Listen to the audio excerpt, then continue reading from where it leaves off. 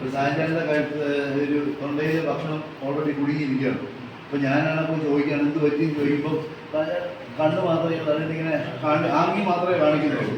അങ്ങനെ ഉണ്ടെങ്കിൽ ചേട്ടാ എന്ത് പറ്റിയെന്ന് ചോദിക്കുമ്പോൾ ഇങ്ങനെ കണ്ണ് മാത്രം തലയിട്ടിങ്ങനെ ആംഗി മാത്രമേ കാണിക്കുള്ളൂ. അപ്പോൾ അങ്ങനെ ചെയ്യുമ്പോൾ ഇപ്പോൾ എന്താ ചെയ്യേണ്ടതെന്ന് വെച്ച് കഴിഞ്ഞാൽ ഇങ്ങനെ ഇരിക്കുന്ന ഒരാളിനെ നമ്മളൊരു കാലെടുത്തിട്ടേ പതുക്കെ ഒരു സ്റ്റെപ്പ് ഇതേറെ കാലിന് ഇടയിൽ കൂടെ ഒന്ന് സ്റ്റെപ്പ് മുന്നോട്ട് വെക്കുക.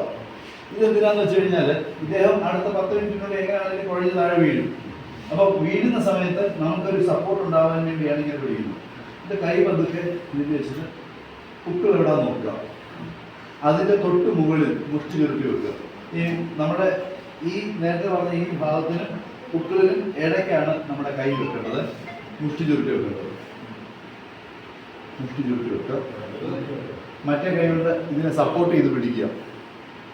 ഓക്കെ. എന്നിട്ട് ആളുടെ പതുക്കെ ഒന്ന് കുഴിച്ച് നിർത്തിയിട്ട് ഈ ഒരു ഫോഴ്സിൽ പ്രസ് ചെയ്യുക. ഈ ഒരു ഫോഴ്സിലാണ് നമ്മൾ പ്രസ് ചെയ്യേണ്ടത്.